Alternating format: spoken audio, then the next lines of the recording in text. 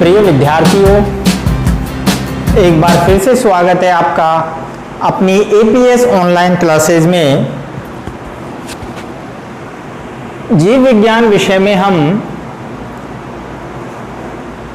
दूसरी वीडियो आपको लेकर आए हैं। इससे पहले वाली जो वीडियो थी हमारी, उसमें हमने जीव विज्ञान का परिचय बताया था और जीव विज्ञान के परिचय के साथ साथ उसकी कौन कौन सी मुख्य दो भाग यानी जो शाखाएं थी वो हमने बताई। लेकिन इसके अलावा जो विज्ञान के अंदर, बायोलॉजी के अंदर बहुत सारी शाखाएं होती हैं और उन सभी ब्रांच के बारे में आज हम ये वीडियो लेकर आए हैं। तो सभी तैयार हो जाइए। जितने भी बायोलॉजी वाले स्टूडेंट्स हैं, मैं एक बार फिर से आप सभी को बधाई देना चाहता हूँ। आपने 10वीं क्लास पास कर ली है, बहुत अच्छे नंबरों से की है या कम नंबरों से की है, कोई मायने नहीं रखता है। अब हमें आगे का हमारा जो है, आगे का हमें रास्ता किस ओर जाना है, इससे संबंधित हमें आगे जो है अपने आप को पूरी तरह से लगा देना है। तो बायोलॉजी के अंदर हमने जीव विज्ञान की शाखाएं, दो प्रमुख शाखाएं हमने पिछली वीडियो में बता दी थी। आज हम आपको ये अन्य जितने भी शाखाएं होती हैं, वैसे तो बहुत सारी शाखाएं हैं जीव विज्ञान की। जीव विज्ञान अपने आप में बहुत बड़ा विषय है और सभी जीवों को अपने अंदर समेटे हुए हैं, चाहे वो पादप हैं। पादपों में छोटे से छोटा आप देखते हैं, काई से लेकर और बड़े से बड़े वृक्ष की बात करते हैं हम।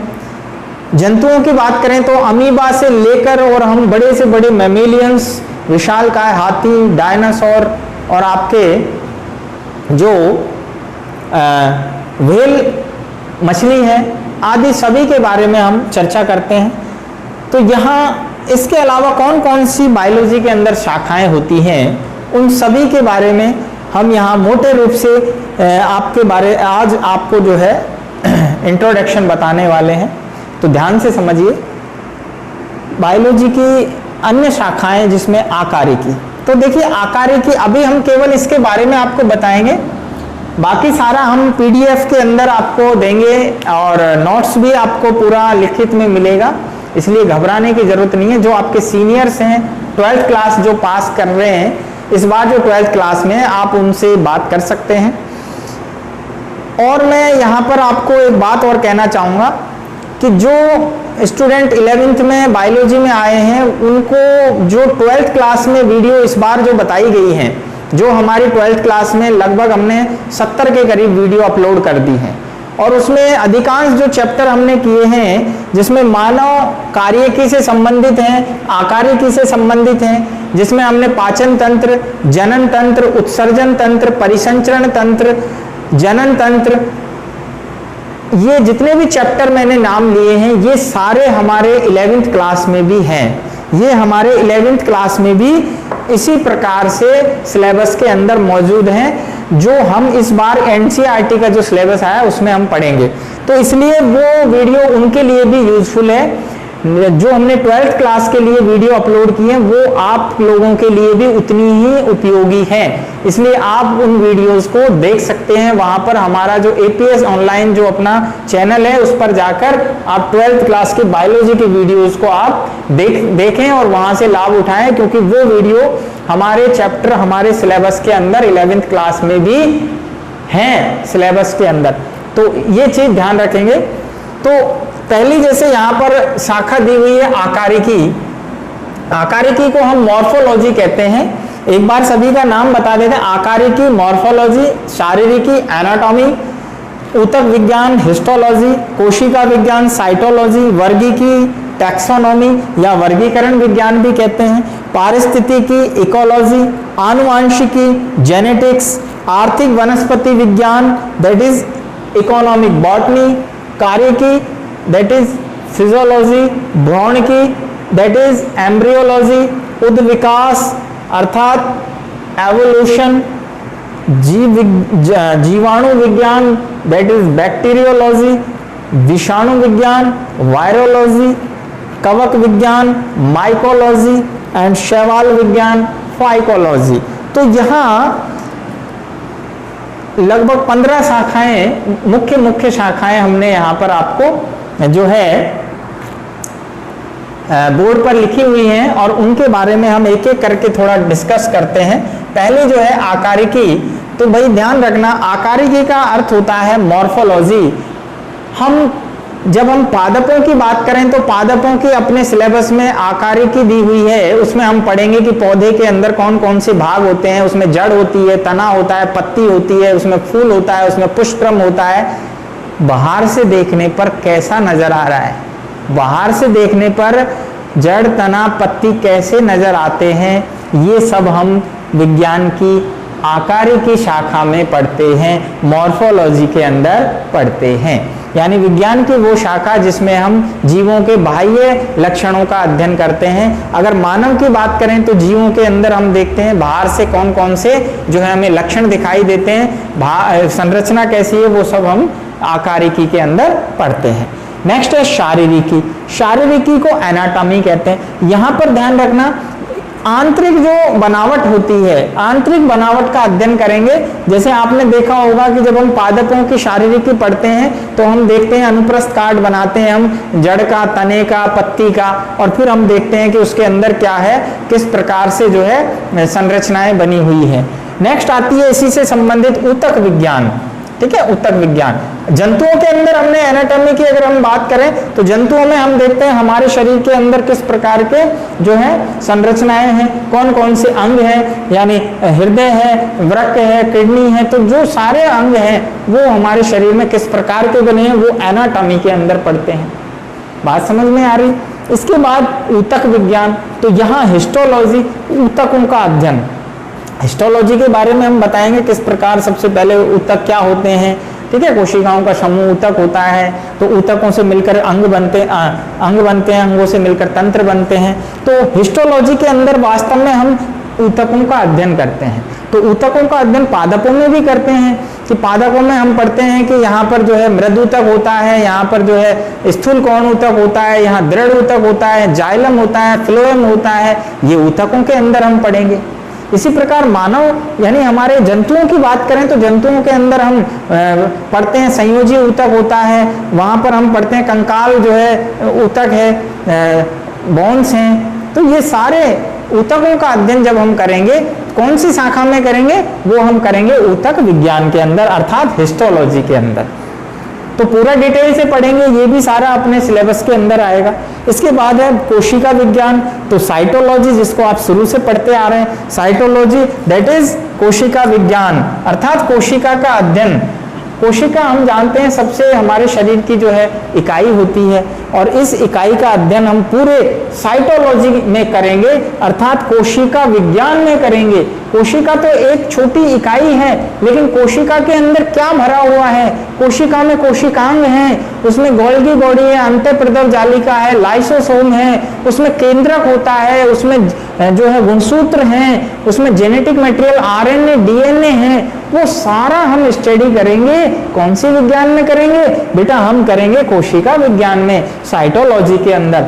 तो बहुत इंटरेस्टिंग, मतलब जिसे हम कहते हैं, पहला हम इसी को लेंगे जो कि बहुत ही रुचिप्रदक है, और पूरे शरीर की बनावट हमारी किस प्रकार से सेल से मिलकर बनी है, ये सब हम कोशिका विज्ञान में पढ़ेंगे।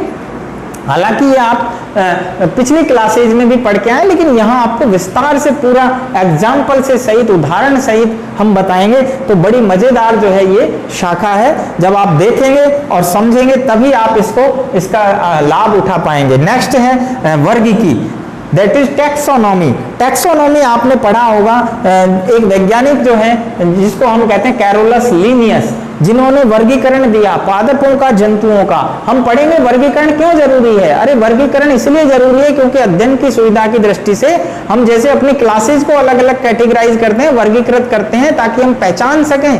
इसी प्रकार हम जितने तमाम जंतुओं का अध्ययन करेंगे, पादपों का अध्ययन करेंगे बायोलॉजी के अंदर, उनका भी तो हमें वर्गीकरण करना जरूरी है। तो वो सब हम वर्गीकी के अंदर करेंगे। तो वर्गीकी विज्ञान की वो शाखा है जिसके अंदर हम सभी जीवों का, पादपों का वर्गीकरण करेंगे। और इसको जो है हम पिछली कक्षाओं में आपने पढ़ा होगा कि कैरोलस लिनियस को जो है वर्गीकी का जनक, टैक्सोनॉमी, फादर ऑफ टैक्सोनॉमी कहते हैं। तो बताएंगे उसमें द्विनाम पद्धति से किस प्रकार जीवों का, तमाम जीव, देखिए हम हिंदी भाषा पढ़ते हैं, इंग्लिश भाषा पढ़ते हैं, लेकिन अपने बायोलॉजी की भी एक भाषा है जिसमें मानव, मेरा नाम क्या है, हर एक मानव का नाम क्या है, होमो सैपियंस है। ठीक है, अगर हम बात करें कि भाई आम का नाम क्या है, मैंजीफेरा इंडिका, तो ये सब बायोलॉजी के नाम है। तो हम टैक्सोनॉमी में नामांकन देंगे और बायोलॉजी के नाम पढ़ेंगे, तो वो भी बहुत इंटरेस्टिंग है। इसके बाद पारिस्थितिकी, आप जानते हैं इकोलॉजी। इकोलॉजी क्या है? विज्ञान की वो शाखा है जिसमें हम जंतुओं का वातावरण के संदर्भ में अध्ययन करते हैं कि जंतु वातावरण से कैसे इंतरक्रिया करता है, किस प्रकार जो है फोटोसिंथेसिस जो है प्रक्रिया से भोजन बनाते हैं, कैसे जो है हरे पादप भोजन बनाते हैं, फिर जो है पादपों से जो है शाकाहारी भोजन लेते हैं, प्राथमिक उपभोक्ता, द्वितीयक उपभोक्ता, कैसे पिरामिड होते हैं, कैसे खाद्य जाल होता है, किस प्रकार जो है हम कहते हैं कि जो घास है उसको जो है कीट या खरगोश खाता है, उसका भोजन जो है द्वितीयक उपभोक्ता, और फिर इस प्रकार जो चेन होती है वो किस में पढ़ेंगे? इकोलॉजी के अंदर पढ़ेंगे। और इकोलॉजी से किस प्रकार आज जो है वातावरण का जो हम कहते हैं कि संतुलन बिगड़ रहा है, वो सब हम पारिस्थितिकी के अंदर पढ़ेंगे, इकोलॉजी के अंदर। आनुवंशिकी, जेनेटिक्स, आप जानते हैं मेंडल को हम आनुवंशिकी का जनक कहते हैं, और आनुवंशिकी विज्ञान की वो शाखा है जिसमें हम जीन के बारे में अध्ययन करते हैं। जीन के बारे में, जीन क्या है? सबसे छोटी इकाई है, हमारे गुणसूत्रों की सबसे छोटी इकाई। तो वो कैसे अगली पीढ़ी में जाते हैं, कैसे एक नीम का पेड़ जो है अपने बीज से नीम के जैसा पेड़ ही बनाता है, बिल्ली का बच्चा बिल्ली के जैसा ही क्यों होता है, इन सभी क्वेश्चंस का जवाब हम ढूंढेंगे आनुवंशिकी के अंदर, that is genetics, right. Next है आर्थिक वनस्पति विज्ञान। आज तमाम तरह की रिसर्च हो रही है, बहुत सारे औषधि पादप कहते हैं काढ़ा बनाइए, काढ़ा बना के पीजिए, ये सब कहाँ से मिल रहा है हमें? आर्थिक वनस्पति विज्ञान। ये ऐसी वनस्पति विज्ञान है जिसके अंदर हमारे पास बहुत सारी दवाइयों के पादप हैं, बहुत सारे रेशे वाले पादप हैं, कपड़े हमारे किससे बन रहे हैं, हमें भोजन कहाँ से मिल रहा है, हमें दालें कहाँ से मिल रही है, हमारे पास जो है रबड़ कहाँ से आ रहा है, सारी तमाम चीजें जितने भी जो हमारे आर्थिक महत्व की हैं, जो हमारी दिनचर्या को चला रही है, जो हमारे उद्योगों को चला रही है, वो आर्थिक वनस्पति विज्ञान के अंदर हम पढ़ेंगे। जितने भी आर्थिक महत्व के पादप हैं उन सब की स्टडी ये पूरा हम जो है विस्तार से पढ़ेंगे। मसाले किससे मिलते हैं हमें, और मसालों में कौन कौन से मसाले हैं, हल्दी है, अदरक है, अश्वगंधा है, आदि लौंग है, इलायची है, धनिया है, ये सारे जो स्टडी है हम आर्थिक वनस्पति विज्ञान में करेंगे। तो मुझे लगता है एक एक चीज समझ में आ रही होगी कितना विस्तार है इस बायोलॉजी में। नेक्स्ट आते हैं हम आकारिकी, कार्यकी में। कार्यकी दैट इज फिजियोलॉजी, यानी कोई चीज, अब देखिए दो चीजें होती हैं, जैसे उदाहरण के लिए हम पढ़ें कि हम पाचन तंत्र पढ़ते हैं, डाइजेस्टिव सिस्टम, राइट, पाचन तंत्र हमारा, तो एक होता है उसकी बनावट कैसी है। तो क्वेश्चन दो तरीके से आता है कि पाचन तंत्र की संरचना। तो संरचना में हम कहते हैं कि भाई मुख है, मुख गुहा है, ग्रसनी है, ग्रासनाल, आमाशय, छोटी आंत, बड़ी आंत, मलाशय, गुदा, और इस प्रकार पूरी आहार नाल की बनावट। अब बात आती है कार्यकी। तो कार्यकी में हम बताएंगे कि पाचन कैसे होता है, यानी हमारी आहार नाल, हमारा पाचन तंत्र कैसे भोजन का पाचन करता है, किस प्रकार भोजन मुख गुहा में जाएगा, लार मिलाई जाएगी, उसे पीसा जाएगा, उसमें टाइलिन मिलाया जाएगा, आमाशय में जाएगा, HCl होगा, कैसे HCl एसिडिक मीडियम से उसका पाचन करेगा, कौन कौन से जो है पदार्थों का पाचन होगा। तो ये सब कार्यकी में पढ़ेंगे हम। जैसे हार्ट है तो हार्ट की बनावट क्या है, हम कहते हैं 4 चैम्बर हार्ट है, ठीक है, तो मान लीजिए 2 इसके अंदर क्या है, आलिंद हैं, 2 नीले हैं, इस प्रकार। तो ये सारा जो है हम हार्ट की बनावट पढ़ रहे हैं, लेकिन कैसे काम करता है इसमें जो है, कहाँ पर जो है वाल हैं, किधर से ब्लड जो है फेफड़ों में जा रहा है, ठीक है, और कहाँ से जो है शरीर के अंदर जा रहा है। तो ये सब कार्यकी के अंदर पढ़ेंगे, फिजियोलॉजी ऑफ हार्ट, यानी हार्ट की फिजियोलॉजी के। तो काम कैसे करता है वो फिजियोलॉजी, यानी विज्ञान की वो शाखा जिसमें हम क्रियाविधि के बारे में अध्ययन करते हैं, ठीक है, किसी भी ऑर्गन की।